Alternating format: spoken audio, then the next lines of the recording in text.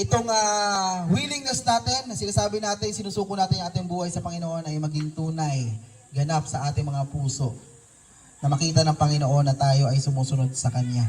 So para po sa ating baptism, tayo po ay pangungunahan ni Pastor Jerwin para sa ilang mga paliwanag.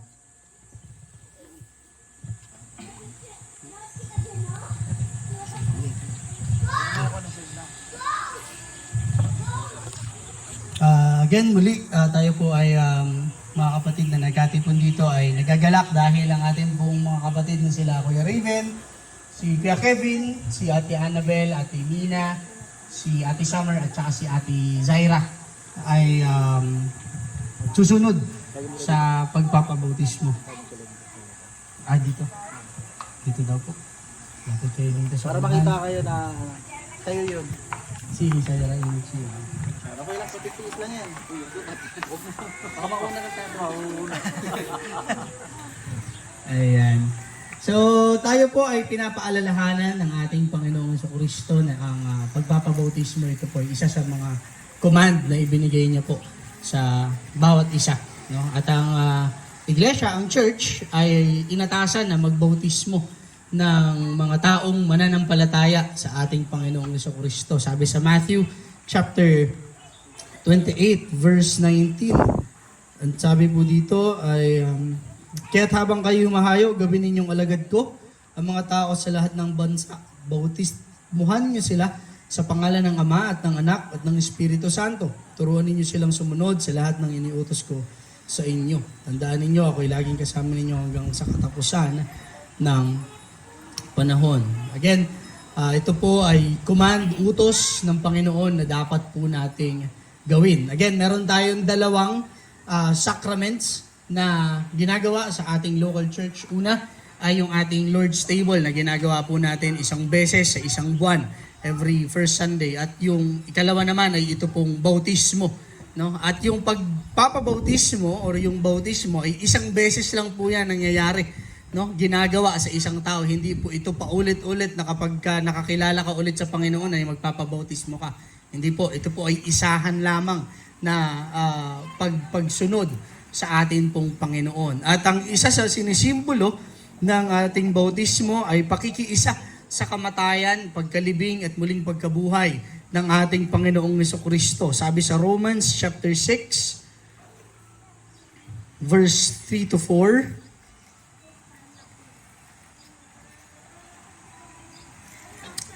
Ang sabi po dito, hindi ba ninyo alam na tayong lahat na nabautismohan kay Kristo Jesus ay nabautismohan sa kanyang kamatayan?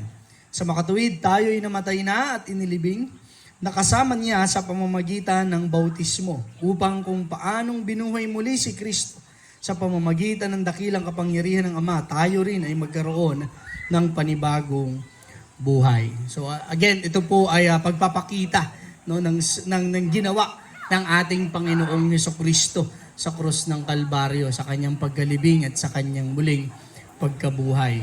At pinapaliwanag lang po natin ulit, no? Pinapaalala natin na ang pagpapabautismo po ay hindi nakapagliligtas. No? Ito po ay walang bearing sa ating kaligtasan.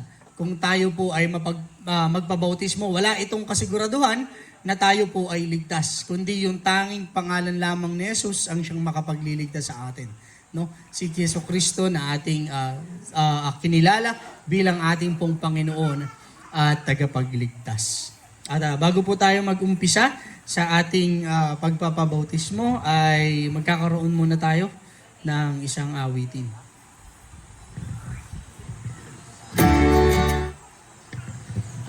Ayan, sa mga nakakalam po ay sundan na lamang po natin yung awiting ito. Ito ay pamagat ay Trust and Obey. Meron po tayong lyrics doon sa ating FB page kung masundan po natin. Pero meron naman tayong vocal na maaari natin masundan.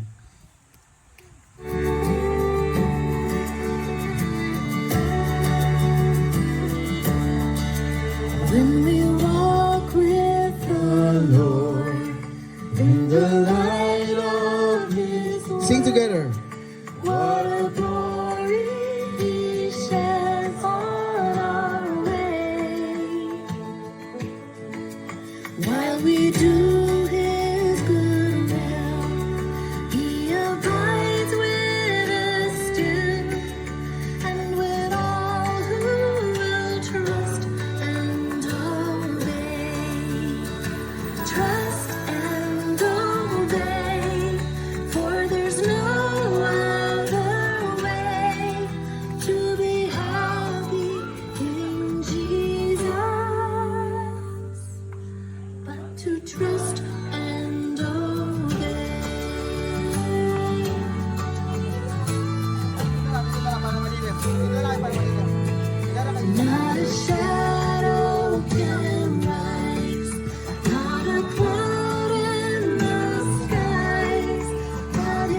Habang sila po ay binabautismohan, ay tuloy lamang po yung ating pag-aawitan. Paulit-ulit lamang po ang awiting ito.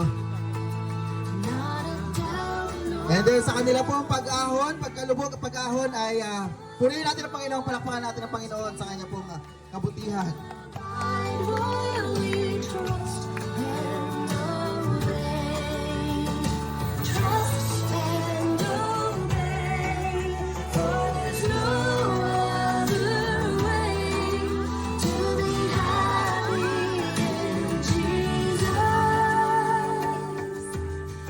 To trust and obey.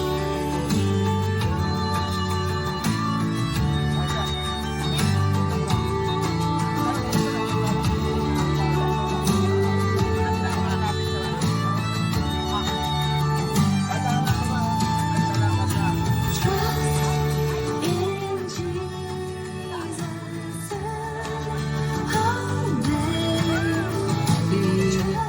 Zaira, ikaw ba ay nananampalataya sa ating Panginoong Jesucristo at ikaw ay nagsisisi sa iyong mga kasalanan na yung ginawa sa Kanya, at ikaw ba ay nangangako na susunod sa ating Panginoong Jesus habang ikaw ay nabubuhay? Bilang tugon sa iyong pagpapahayag ng pananampalataya kay Jesus at pagsunod sa kanyang utos, ikaw po ay binabautismuhan ko sa pangalan ng Ama at ng Anak at ng Espiritu Santo. And obey. Trust and obey. For there's no other way to be happy in Jesus. To trust and obey. Then in fellowship we will sit at His feet, or we'll bow by His side in the way. Ate Summer, ikaw po ba ay nagtitiwala sa ating Panginoong Jesucristo bilang iyong Panginoon at sariling tagapagligtas? Ikaw po ba ay nagsisisi sa iyong mga kasalanan na ginawa sa Kanya at nangangako na ikaw ay susunod sa ating Panginoong Jesus habang ikaw ay nabubuhay?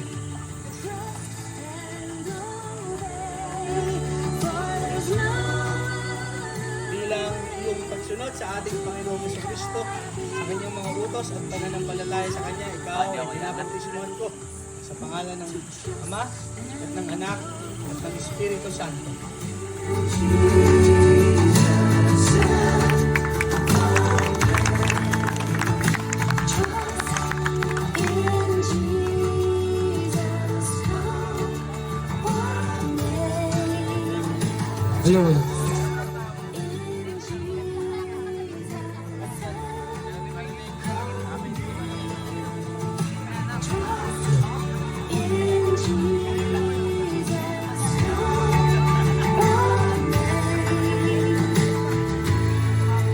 We will trust and obey. Kalimina, ikaw ba ay nagtitiwala sa ating Panginoong Jesucristo bilang iyong Panginoon at sariling tagapagligtas? Ikaw po ba ay nagsisisi sa iyong mga kasalanan na gawa laban sa Kanya, at ikaw ay nangangako na susunod sa ating Panginoong Jesucristo habang ikaw ay nabubuhay? Dahil sa iyong paghahayag ng iyong pananampalataya kay Kristo at bilang pagsunod sa Kanyang utos, ikaw ay binabautismuhan ko sa pangalan ng Ama at ng Anak at ng Espiritu Santo.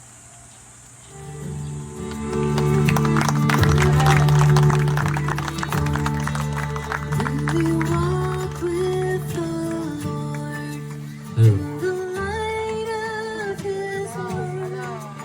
What a glory He sheds on our way, while we do His good will. Ate Annabel, ikaw ba ay nagtitiwala sa ating Panginoong Jesucristo bilang iyong Panginoon na tagapagligtas?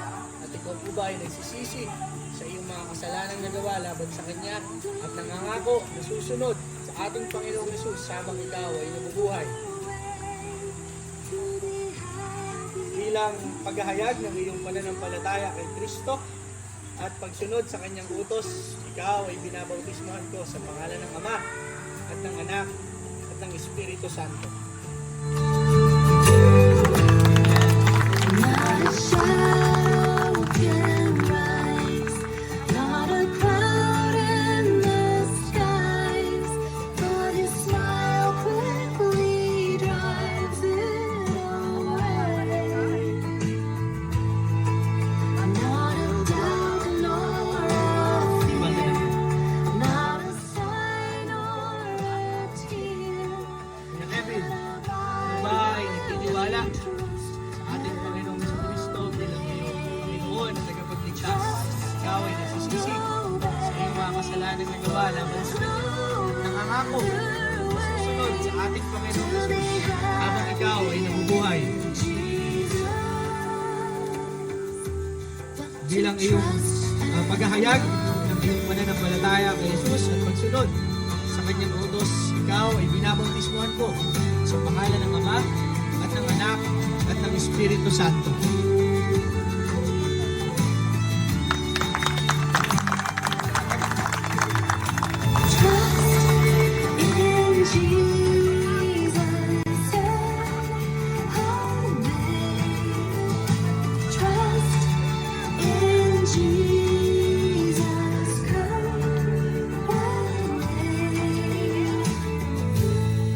Kaya Raven, ikaw ba ay nagtitiwala sa ating Panginoong Jesucristo bilang iyong Panginoon at tagapagligtas? At ikaw ba ay nagsisisi sa iyong mga kasalanan na gawa laban sa Kanya? At ikaw ba ay nangangako na susunod sa ating Panginoong Jesus habang ikaw ay nabubuhay? Bilang paghahayag ng iyong pananampalataya at pagsunod sa Kanyang utos, ikaw ay binabautismohan ko sa pangalan ng Ama at ng Anak at ng Espiritu Santo.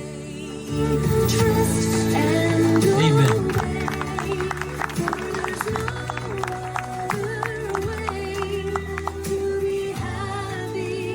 Punta po dito sa harap yung ating mga bituhan. Dito kayo. Ilan na po kayo dito at mananalangin po tayo. Amen. Praise the Lord.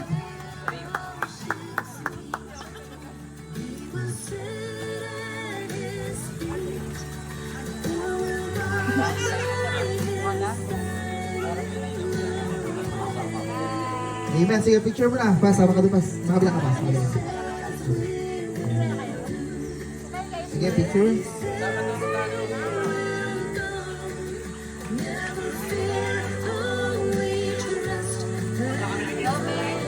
Okay, sige po mga kapatid, mag-pray po tayo. Ating patuloy na italaga ang ating po mga kapatid sa Panginoon na sila ay magpatuloy na maging matapat sa paglilingkod sa Panginoon hanggang sa pagbabalik ng ating Panginoon o maging huli man ng Panginoon ng kanilang mga buhay. And then after ang prayer po natin ay welcome po natin sila as one family. Tayo po manalangin. Dakilang Diyos, ang maraming banal, kami po ay nagpupunit, nagpapasalamat muli sa napakaganda pagkakataon na ito na kami ay naka-witness na naman ng mga taong nagsuko ng kanilang buhay sa iyo, kinilala kanila bilang kanilang Panginoon at tagapagligtas at higit sa lahat ay naghanda. Itinalaga nila ang kanilang buhay sa pagsunod sa iyo hanggang wakas, hanggang sa iyo pong pagbabalik. Dalangin ko, Diyos, na patuloy niyo po silang patnubayan, patuloy niyo po silang hubugin sa anumang mga kahinaan na mayroon po sila, Panginoon, upang ang buhay nila ay maging tunay na ganap, nakapuri-puri po sa iyo. Patuloy niyo silang hubugin, Panginoon, na maging mabuting huwaran bilang isang mananampalataya, bilang isang Kristiyano, bilang isang miyembro ng iglesia ng LPBF, ay patuloy silang maging good example, encouragement sa bawat isa. Makita sa kanilang buhay, Panginoon, si Kristo na kanilang tinanggap sa kanilang mga buhay.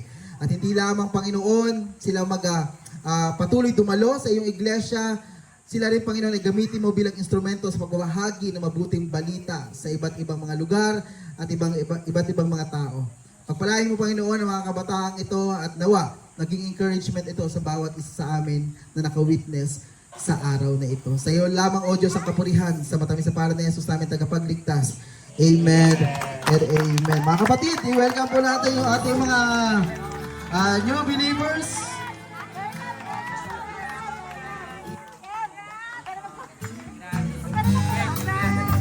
Kantayin po natin ang Welcome to the Family.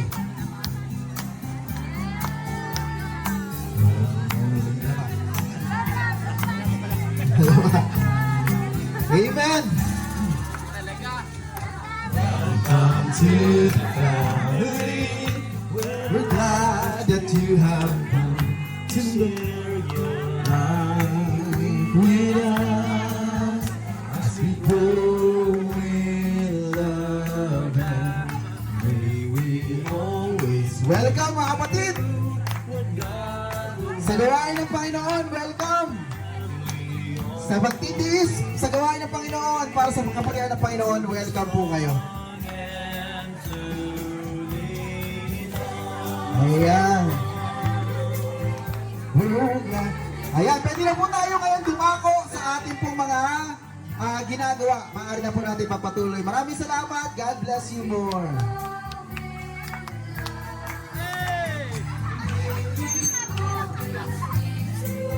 Welcome, welcome, welcome. Oh my! Annabelle. Welcome. Sumakses! Welcome, welcome. Kevin, Kevin. Welcome, welcome, welcome. Ate Summer, welcome.